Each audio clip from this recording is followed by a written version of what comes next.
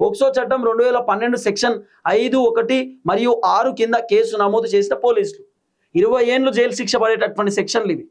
అంతకంటే ముందు కొన్ని సెక్షన్స్ పెట్టిన 3 years జైలు శిక్ష పనిష్మెంట్, 7 years పనిష్మెంట్ సెక్షన్లు పెట్టినారు.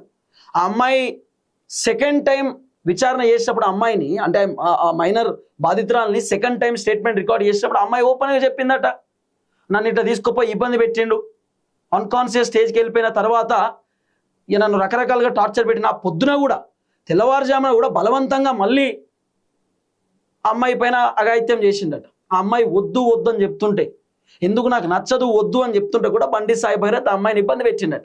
దీంట్లో ట్విస్ట్ ఏంటంటే ఆ అమ్మాయిని భగీరథ్ ఎప్పుడు బయటికి తీసుకొచ్చినా కూడా ఆ అమ్మాయి భగీరథ్తో అంటదట, నేను ఒక్కదాన్ని అయితే రాను, ఎవరైనా తీసుకొస్తేనే వస్తా అని ఆమె చెప్తే, సాయి భైరత్ ఏం చేస్తాడు, ఇంకో 2 అమ్మాయిలను తీసుకొస్తారట, ఇంకో 3-4 అబ్బాయిలను పట్టుకొస్తారట కారులో. అప్పుడు ఈ అమ్మాయి నమ్మకంతో చాలా మంది ఉన్నారు కదా ఏం కాదులే అనే ఒపీనియన్తో బయటకు వస్తుంది. అట్లా పోయినా కూడా అమ్మాయిని డైవర్ట్ చేస్తారట చిన్నగా, మనం గిడి పోయొద్దాం దా అని చెప్పి డైవర్ట్ చేసి అమ్మాయిని ఫ్లటింగ్ చేయడం, అమ్మాయిని ఐ లవ్ యూ అని చెప్పడం, నువ్వంటే కావాలి, నువ్వంటే ఇష్టం నాకు, మనం పెళ్లి చేసుకుందాం అట్లా ఇట్లా అని చెప్పి అమ్మాయిని రకరకాలుగా ఇబ్బంది పెట్టేటటువంటి కార్యక్రమం చేయడం అట. ఇక ఆ అమ్మాయి కూడా ఎట్లుంటుంది, మైనర్ అమ్మాయి ఆకర్షణ లేకపోతే ఒత్తిడికి లోన్ కావడం, బాధపడడం, ఇబ్బంది పడడం.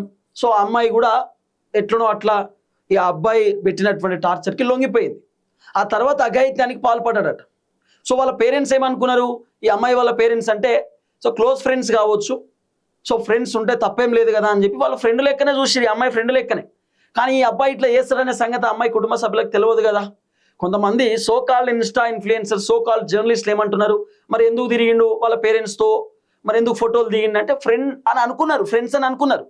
ఇప్పుడు ఏ అబ్బాయికైనా క్లోజ్ ఫ్రెండ్స్ అమ్మాయిలు కూడా ఉంటారు, ఏ అమ్మాయికైనా క్లోజ్ ఫ్రెండ్స్ అబ్బాయిలు కూడా ఉంటారు. వాళ్ళ తల్లిదండ్రులు ఏమనుకుంటారు, క్లోజ్ ఫ్రెండ్స్ కాబట్టి ఒక ఫ్యామిలీ మెంబర్ లెక్క కలుపుకుంటారు.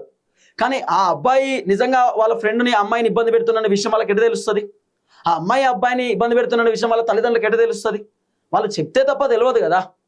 ఇప్పుడు ఇంట్లో ఏం జరుగుతుందో తెలుసుకుంటారు, ఇంట్లో అమ్మాయి ఎట్లుంటుంది ఏంది, ఆమె వ్యవహార శైలి ఏందని తెలుసుకుంటారు. అట్లే బయటికి పోయిన తర్వాత ఏం జరుగుతుంది, ఏం కథ, ఏడ తిరుగుతుంది ఏందనేది ఎట్లా తెలుసుకుంటారు. పోనీ తెలుసుకున్నా కూడా అట్లీస్ట్ మరి పేరెంట్స్ అడిగి తెలుసుకునే కార్యక్రమం చేసినా కూడా వాళ్ళు మంచి క్లోజే ఉన్నారట, ఎక్కడ కూడా తేడా లేదట. వాళ్ళ పేరెంట్స్ కూడా చెప్తున్నారు ఎక్కడ తేడా లేదు, బాగానే ఉన్నారు. మరి ఎక్కడ గొడవ అయిందో తెలియదు.